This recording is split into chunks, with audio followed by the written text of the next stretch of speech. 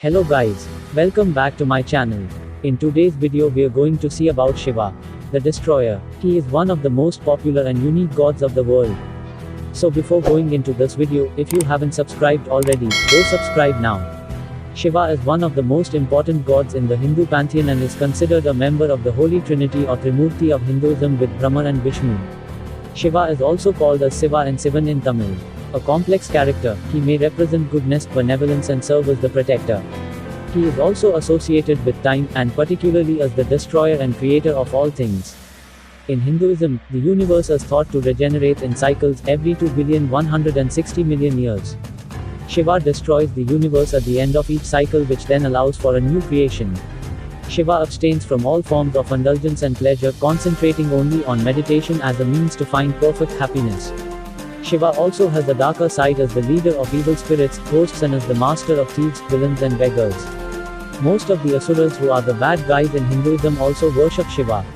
Shiva is the most important Hindu god for the Shaivism sect, the patron of Yogas and Brahmins, and also the protector of the Vedas, the sacred texts.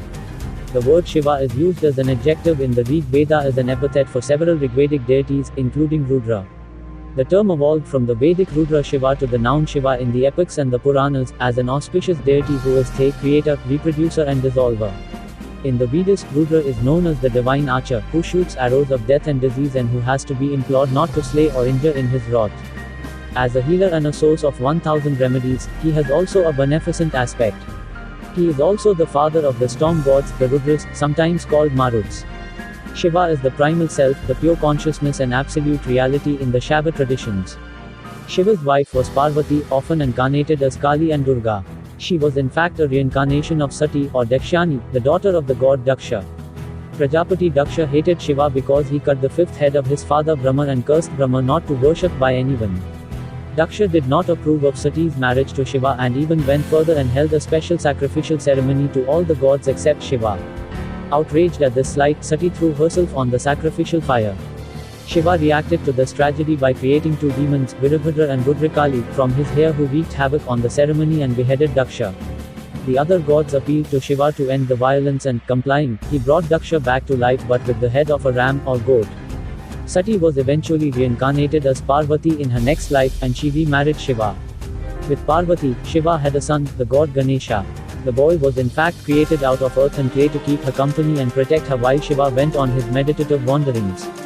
However, Shiva returned one day and, finding the boy guarding the room where Parvati was bathing, he inquired who he was.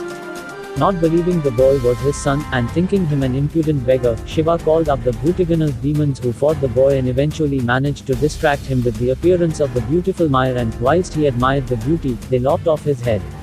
At the commotion, Parvati rushed from her bath and screamed that her son had been killed. Realizing his error, Shiva then sent for a new head with which to make the boy whole again, but the nearest at hand was of an elephant. And so Ganesha, the elephant-headed god, was born.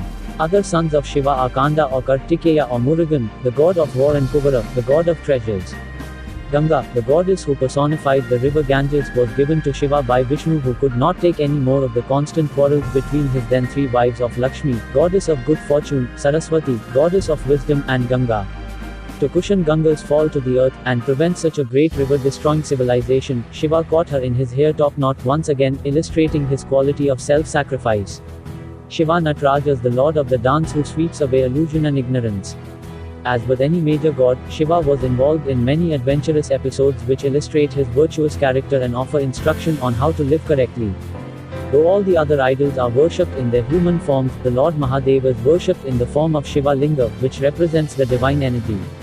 In yogic law, the Shiva Linga is considered the first form to arise when creation occurs, and also the last form before the dissolution of creation. According to the Linga Purana, the lingam is a complete symbolic representation of the formless universe bearer. The oval-shaped stone is the symbol of the universe, and the bottom base represents the supreme power that holds the entire universe in it. The Pashupati seal is a steatite seal which was uncovered in the 1928-29 Archaeological Survey of India excavations of the Indus Valley Civilization site of Mohenjo-Daro, then in the British Raj, and now in Pakistan.